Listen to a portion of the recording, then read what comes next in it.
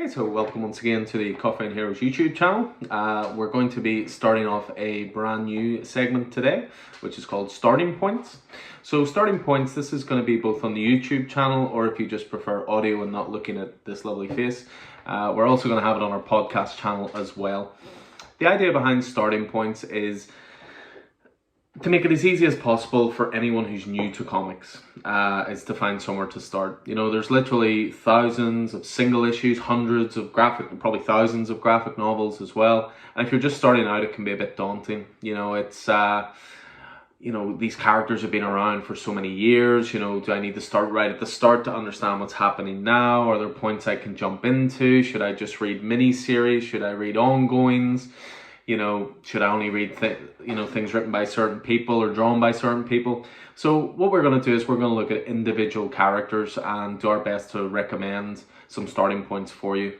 So, you know, bear this in mind. This is not necessarily our favorite three stories, you know, featuring these characters. But what these are is, if you've never read a comic before and you want to get into this character, you know, maybe you've seen it through movies, maybe you've seen it through TV shows and thought, I wouldn't mind digging into that. So these are basically the best introductions to that world. So anyone who knows me knows I'm a massive Batman fan, so it just seemed like the logical place to start.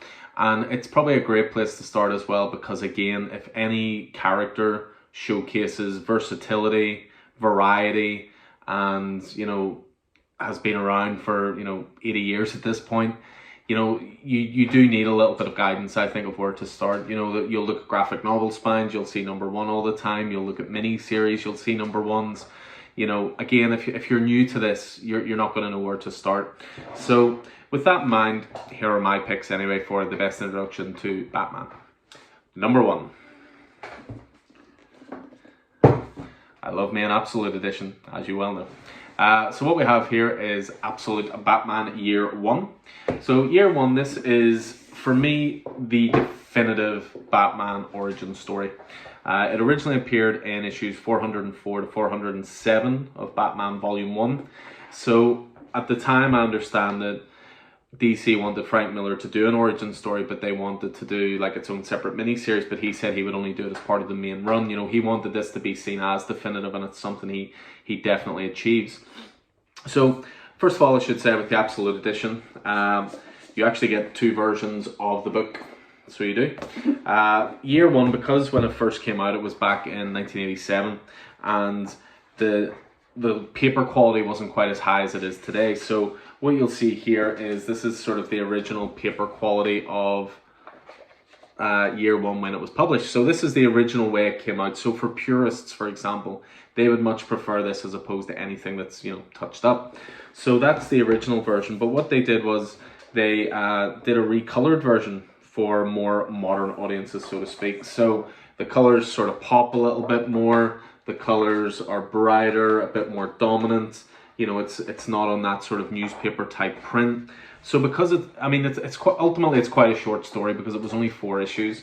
So if you're going to do an Absolute Edition of something, you don't really release it as something as thin as that. So I think this was a really cool way of putting it all together, where it still feels like a nice premium edition. It still feels like something that, you know, belongs on your shelf. And it also caters for, as I say, the purists, but maybe for people who prefer the more modern style as well. So with Batman Year 1, it follows an adult Bruce Wayne who's been away from Gotham City for 12 years. And it also introduces us to Lieutenant James Gordon, who's recently transferred in from Chicago. So that's one of the reasons this book is so great. First of all, it's not just a straight Batman story. It's as much a Gordon story as it is a Bruce Wayne story. So Bruce has come back to Gotham with a mission. You know, during his time away, he's been training in numerous disciplines, including martial arts, hand-to-hand combat, manhunting, science, and he's determined to make a difference in the city that his family built. You know, upon his return, he doesn't rush straight into being a vigilante. You know, he takes his time, and this is one of the strengths of this book. You know, what Frank Miller does is he introduces almost a ticking clock into a ticking clock element, in that he always puts the dates at the start of small snippets of story. So you'll see here, for example, when you first open the book, you know, chapter 1, Who I Am, How I Come to Be, it starts off on January 4th. And there's this progression of time. Anytime the scene changes or there's new characters introduced, February 21st, I'm not ready. I have the means, the skill, but not the method. No, that's not true. I have hundreds of methods, but something's missing. Something isn't right. Very short scene, showing Bruce isn't ready, but then it jumps to, again, February 26th, and then you're introduced to stuff going on with Gordon, March 11th. So there's a really good progression of time in this. It is only 4 issues, but it fits in so much depth. And he's purposely shown as well that Bruce didn't just walk into his life as Batman. He didn't just return from being away and jump straight into it. He had to take his time. He had to be methodical. He had to utilize his skills and reconnaissance, and he had to see how Gotham City operated. He'd been away for a long time. Who's in charge of the police, who are the detectives to watch, who are the corrupt ones, who are the good ones to keep an eye on. So it's just great storytelling. And parallel to that, you have James Gordon, who he's teamed up on arrival with Detective Flass. So Flass is a corrupt cop in the GCPD, whereas Gordon is coming to Gotham to try and make a difference. He's a good man through and through. He's a man of integrity. In the beginning, he doesn't try to change things. It's similar to Bruce. He actually takes a step back, takes in the details, tries to see how it all works, and listening to how it all works, how they move, how they fight. He's keeping it all stored up here for when he needs it. So Bruce's first foray into the wrong side of Gotham, it's riddled with mistakes and inexperience. He goes in cocky at one point. He thinks, I'm provoking him. I really shouldn't. He can't help himself. Even though he's been back in Gotham for a couple of months and has been patient, he's determined to get started. He's even shot by a cop in the beginning of the story and hauled into the back of a police car, which he has to, manipulate to crash so he can get away. But when he crashes the car, it's up in flames, and he could just run away, as he doesn't obviously want to get caught. But he again shows his responsible side, his moral compass, is resolute, and he's calm in the face of danger. He drags those cops away from the car before it can explode. And the same night, Gordon is jumped by Detective Flass and some of his goons, sort of, saying to him he's going to have to learn how Gotham works if he wants to have a career here. He needs to learn the ropes and be one of the boys, essentially. But Gordon again just takes his time. He knows of a late night poker game with a lot of these corrupt cops, and he waits for Flass to leave as he's a little inebriated, and he jumps him. And but in a weird way, Gordon's not without a sense of humor, a sense of irony. He says, "Thanks, Flash. You've shown me what it takes to be a cop in Gotham City." So the first issue of the 4, it comes to an end with Bruce sitting in his study. He's bleeding, he's confused, he's still not sure where to go next. And this has become one of the iconic scenes in any Batman book. It's, let's see how much of it I can show you here. But you can see here, he's sitting, he's having the flashback of what happened to his family. He's, since all sense left my life when they're shot. And then what happens next is, one of the best panels in comic book history, if you ask me. But this is Bruce, saying, "Yes, Father, I shall become a bat." And he now has his mission, It's great dialogue as well, "Without warning it comes crashing through the window of your study and mine. I've seen it before, somewhere. It frightened me as a boy. Frightened me. Yes, Father, I shall become a bat."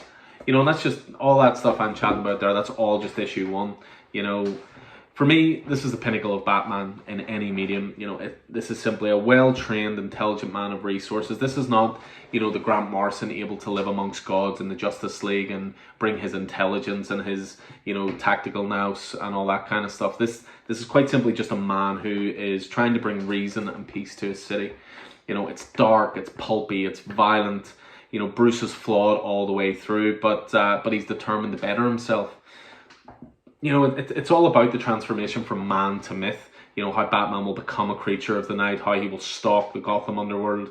There's a great scene in it where he turns up at a mob dinner and sort of says, "You've feasted on Gotham, and that ends tonight." Explores in depth, what makes Batman and Gordon tick and how they come together as a friendship and as a partnership, essentially, for the betterment of Gotham. How they're both fighting for that same peace, but just in different ways, but that doesn't mean they can't coexist. Miller's writing has never been better. The art is quite simply superlative. Quite simply put, it is a masterpiece. It is not just one of the best Batman stories, it is one of the best comic stories, period.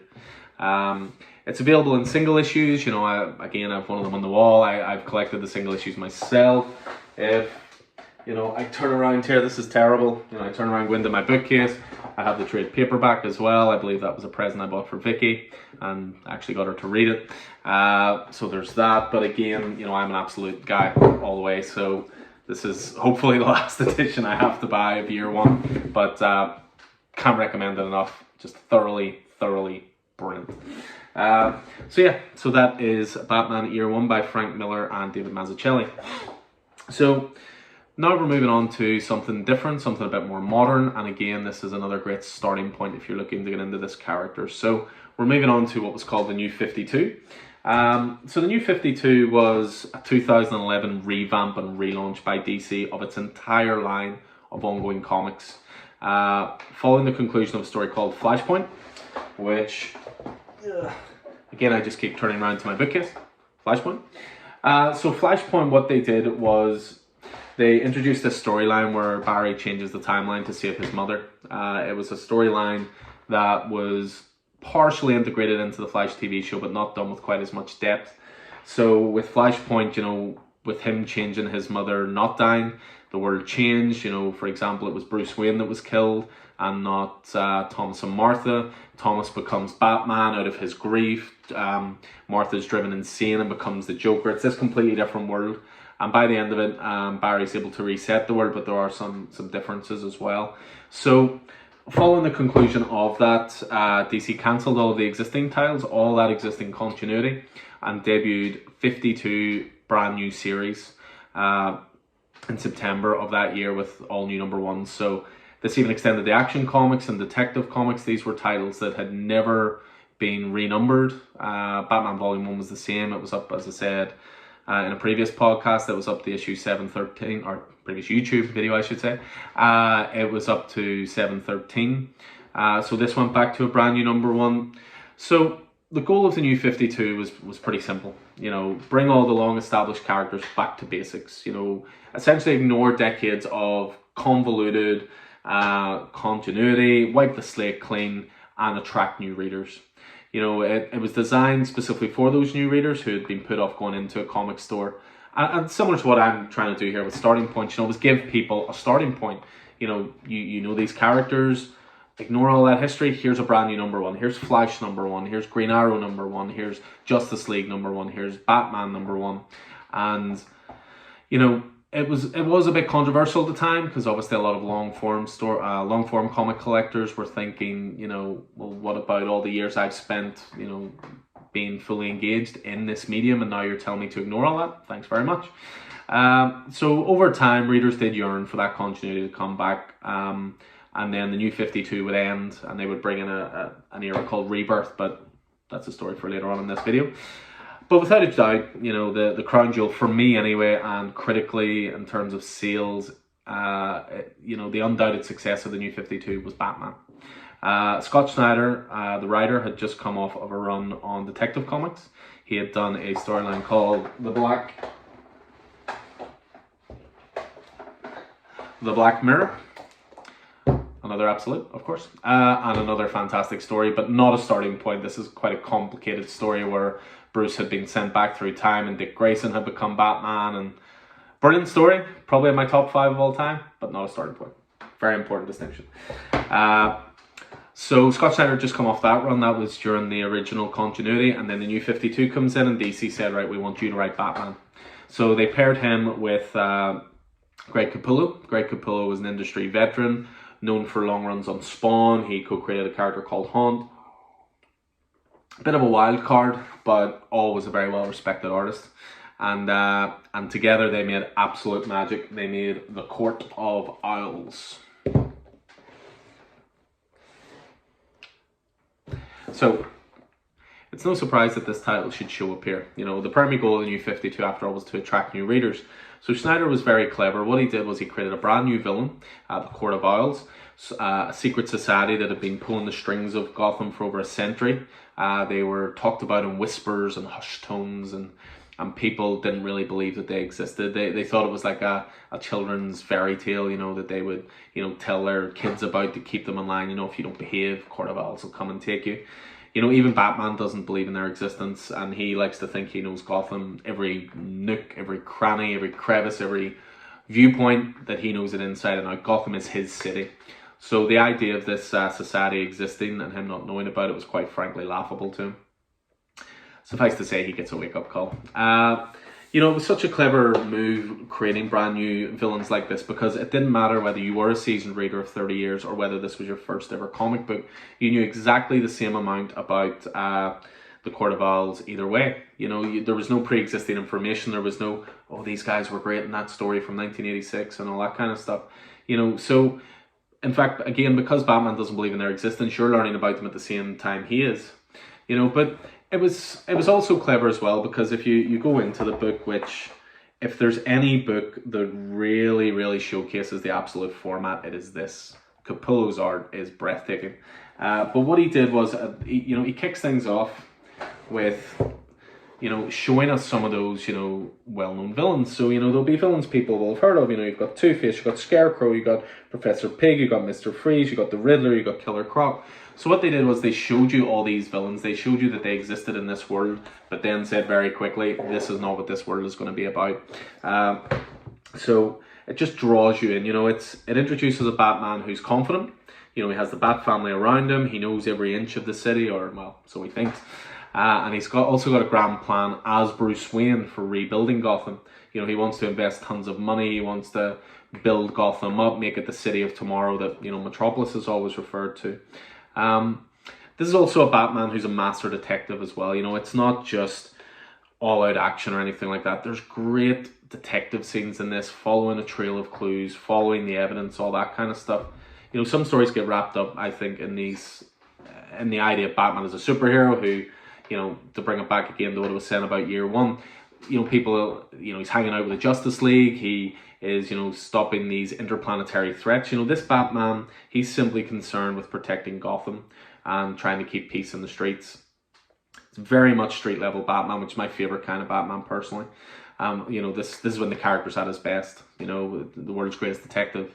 That's not to say that Batman can't thrive in those other stories. I have a great respect and love for the likes of Dark Knight's Metal. I love Morrison's Justice League run.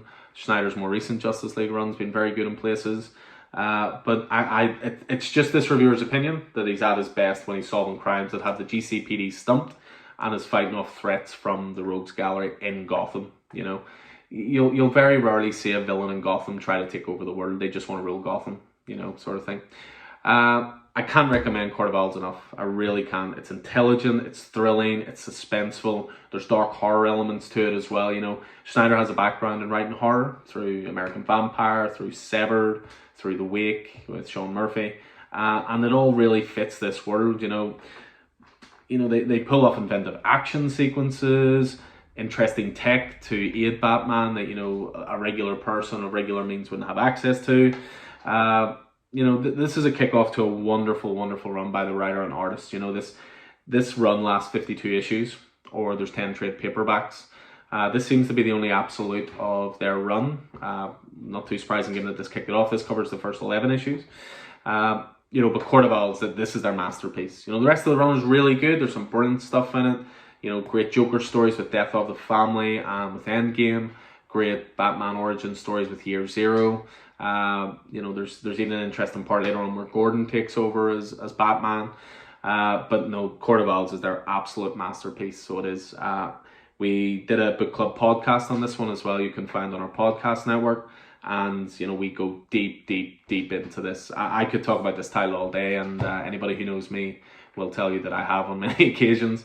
So, yeah, really can't recommend it enough. Either jump in with the trade paperbacks. As I say, there's 10 of those for the whole run, but the first 2 trade paperbacks will cover what's in this.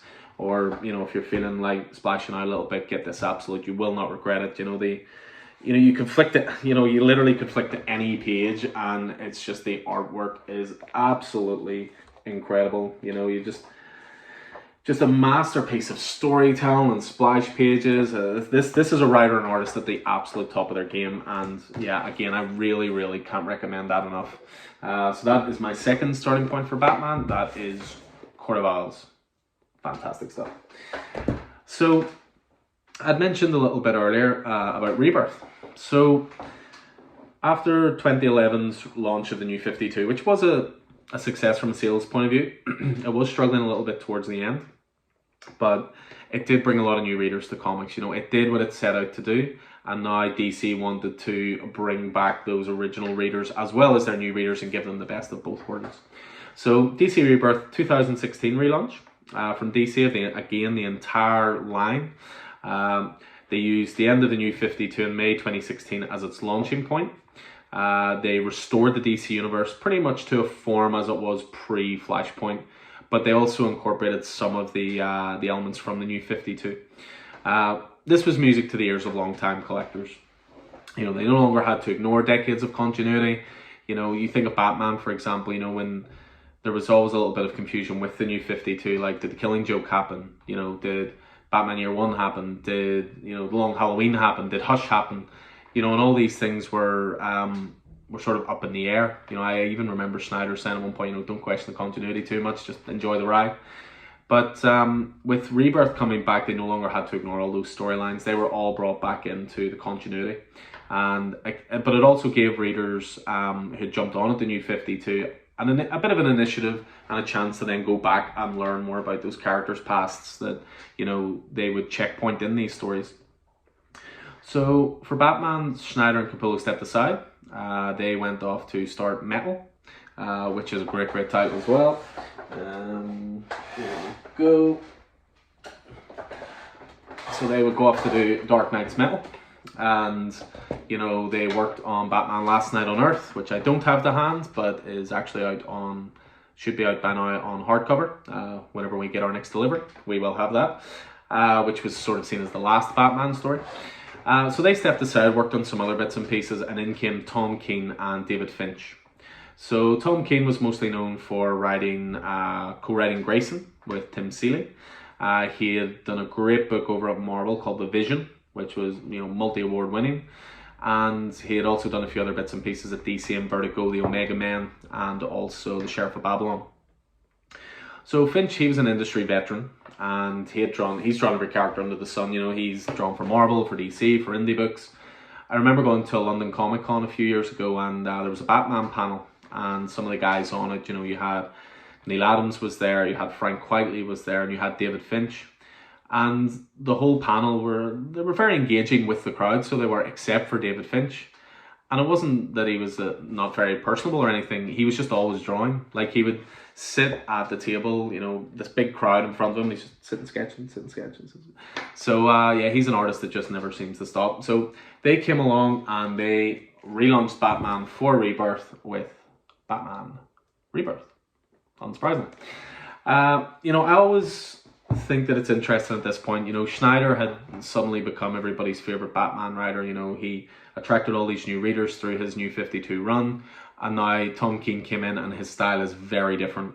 You know, I always like to say that comparing Snyder to King is like comparing blockbuster cinema to independent cinema. You know, Snyder's style, it's more immediate, it's more crowd pleasing, he establishes clear stakes, he writes great set pieces and has big ideas. King is a little more methodical, you know, slow burning, likes to give readers pieces of the puzzle, not even necessarily in, you know, a logical order. He likes you to sort of piece it together yourself and get more out of the book. You know, he's asking the reader to assemble it themselves, so to speak. He'll give you all the pieces. You know, it's well thought out, and you know, when you connect it all together, it's, you know, there is that real aha sort of moment. And this sort of style that he had established in the Omega Men and the Vision and Sheriff of Babylon, he continued that style with Batman. You know, if I had to answer very simply what King's run is about, and it runs for 85 issues. There was a little bit of controversy at one point. It was supposed to run for 100 issues, and then around issue 73, 74, I think, DC announced that he would be stopping his run at 85, but then he would do a 12-issue miniseries with Clayman called Batman Catwoman, which would finish out his run, but they wanted to take the Bat title in a new direction. And I understand that to a degree. You know, King's run, because it is, like, you can't divvy it up into arcs very easily. It genuinely is one big run. You know, I remember reading issues 81, 82, 83, and things were paying off that were set up in issue 6, issue 7, issue 8. This is a run that for me, I really enjoyed reading the single issues as it came out, but I have a whole level of new appreciation for it reading the trades, because it is long form storytelling, and that's why. So if I had to answer very simply what it's about Bruce's life beyond the cowl. You know, what if other people were around to take over Batman? Could he ever have just a happy life as Bruce Wayne? Or is Batman so ingrained into his psyche that he'll never be able to leave it behind? A big part of the run, it's not quite so early in this starting point, but it will become clear as you go on through it as well, is, you know, it's a love story. It's between Batman and Catwoman. Can they be together and Bruce still be Batman, or can he leave Batman behind? Will it lessen his impact as Batman if he has someone that close to him? So Keaton's run begins with I Am Gotham, which is the first storyline. So Batman is Gotham's greatest protector, but there are 2 new heroes in town called Gotham and Gotham Girl. You know, and they save Batman's life in this pretty awesome set piece at the start where Batman's trying to guide a plane down into the Gotham harbor, and they actually save him. They want to fight alongside him and clean up Gotham together. But what happens if those new guys suddenly go bad, or they don't agree with Batman's methods, or they blame Batman, you know, for the darkness that, you know, envelops Gotham? So I'm Gotham. It's a great starting point for Batman if you're a fan of long form storytelling. There are moments in those early issues, as I say, they get paid off way later. It's up as far as trade paperback 12. They still haven't fully released all of it, but it's almost there. I think there's just one more trade paperback to come, because the last storyline is called The City of Bane, and I think it's across 12 issues, so they broke it into 2. So the first one is actually due out in the next release schedule, and that's City of Bane Part 1, and then Part 2 will come not too far down the line, hopefully. It really is one large run, and it's told with skill, with heart, with intrigue. You know, in Keaton's run, Batman, he's tested physically, emotionally, mentally, and the run incorporates every villain from the Rogues Gallery. You know, there's a great storyline in the middle called War of Jokes and Riddles, which is all about Joker and Riddler fighting over the city, and they recruit different bad guys to join their group, and then they're fighting each other. So, you know, Batman, it's hard enough when it's him against all the bad guys, but if he has to split his focus because half the bad guys are over here and half of them are over there, you know, does he choose a side? So, you know, does he choose the lesser of 2 evils? So, you know, that brings those guys into it. You know, you've the aforementioned Bane is a massive part of this. You know, and Bane was ripe for reinvention. You know, obviously Bane has a lot more exposure these days after The Dark Knight Rises, but Bane is a character that ever since he was introduced and then went on to do Nightfall, which was a great run. A lot of reading to Nightfall, which is when he broke the bat. He hasn't really been used quite so much. He sort of got repurposed as a bit of a brute, but in this he uses his smarts, which is really interesting. Finch's art is very easy on the eye. You know, he specializes in larger than life characters, you know, but he's also comfortable doing like 9 panel structures and stuff like that. You know, but you know, Finch's art is very muscly, very superhero-y, lots of, you know, great splash pages and fights and, you know, great covers, that kind of thing. So Finch does the art for the start of Keaton's run, but then Keaton's run, because it was so long and it was also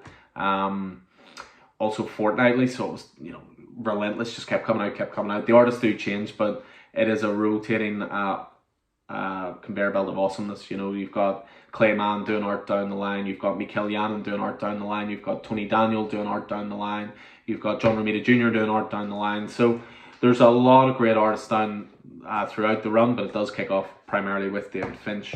And settle in for a long ride with this one. As I say, reading it issue to issue was great and very enjoyable, but reading it in these collected editions, I'm of the opinion it's one of the great Batman runs now. And it'll be dissected and discussed for years, because as I say, it's not just a straightforward through line. You know, there are throwbacks to old issues and throwbacks to themes that were set up and stuff like that. So I think this will be looked at for years, so it will. It's available in these single issues, as I say, which aren't too pricey to track down because they're so modern. It's available in trade paperback editions, which is roughly about 6 issues per volume. I personally am a fan of these deluxe edition books. These are a little thicker, You get anywhere up to 16 issues in this. Pardon me. So again, I like my premium stuff, so I went with this. I've got the single issues as well. Of course I do. And if they ever bring out an absolute, I'm sure I'm going to buy it again. So yeah, there you go. That is our introduction to Batman. So the idea, as I say, of this is if you've never read a comic before, these are the places to start. These are all titles that we'll always have in stock in the store. We'll always have backup copies, so that if you're ever in a mood to get into these characters, this is where you start, and we won't let you down. We will have those in the store. So yeah, hope you guys enjoyed this. Until next time, stay safe out there and take it easy.